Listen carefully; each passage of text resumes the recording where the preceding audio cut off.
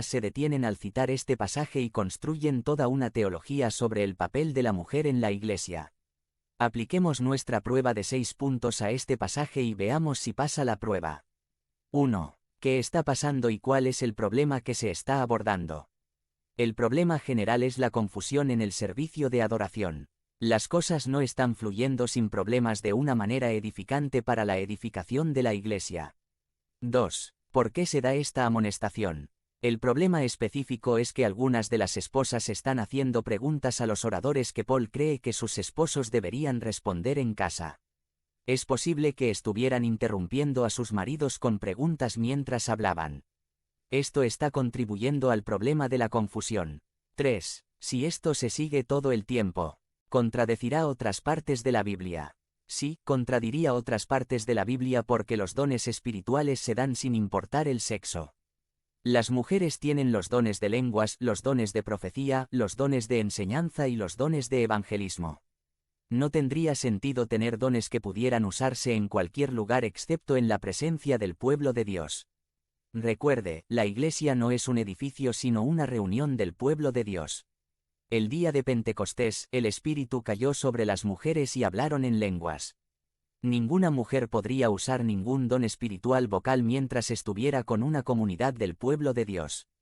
4. ¿Dice el escritor algo más en otra situación que pueda arrojar luz sobre el pasaje? Sí, anteriormente en 1 Corintios capítulo 11, Pablo establece instrucciones específicas sobre cómo deben orar y profetizar tanto hombres como mujeres. Esto indica que Pablo está abordando un tema específico en el capítulo 14 cuando escribe: las mujeres deben permanecer en silencio. En el capítulo 16 de Romanos, Pablo repasa una letanía de mujeres que trabajaron a su lado como colaboradoras en Cristo.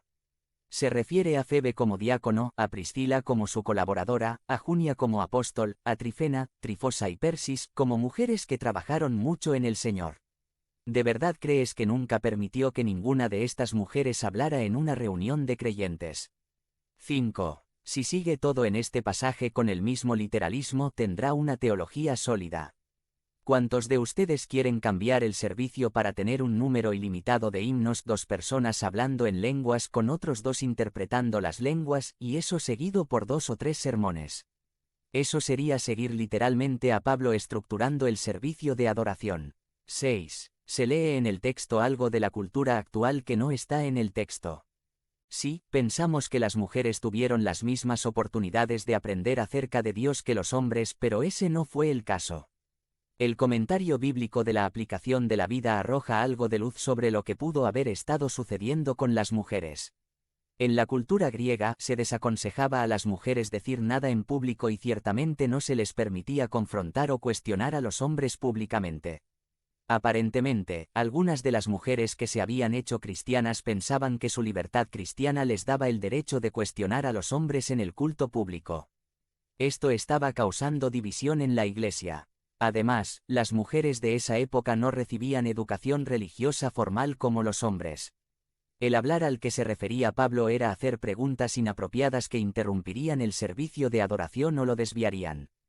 Por lo tanto, las mujeres deben guardar silencio durante las reuniones de la Iglesia, no porque nunca hayan de hablar, sino porque no deben hablar con preguntas que serían ineficaces para edificar a toda la Iglesia. Lo que fue vergonzoso fue que mostró que los esposos no estaban haciendo su parte al enseñar en el hogar. Algunas personas traen nuestro entendimiento cultural de la palabra iglesias a este pasaje y dicen que las mujeres pueden hablar en cualquier lugar menos en el edificio de la Iglesia. Pero incluso lo reducen aún más para decir que las mujeres no pueden hablar desde el púlpito en las iglesias, por lo que tienen un podio más pequeño para que las mujeres den los anuncios.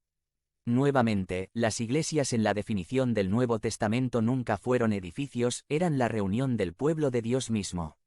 Si lees atentamente las cartas de Pablo, encontrarás que las iglesias a menudo se reunían en los hogares de las personas. No existe tal palabra como púlpito en la Biblia, y la gente ciertamente no los tenía ni escenarios en sus hogares. Decir que este pasaje tiene algo que ver con mantener a una mujer fuera del púlpito es poner cosas que no existen. Si lees la Biblia, nunca encontrarás a una mujer a la que se haga referencia como pastora. Pero nunca encontrarás a un hombre referido como pastor. Imponemos nuestro significado cultural de la palabra pastor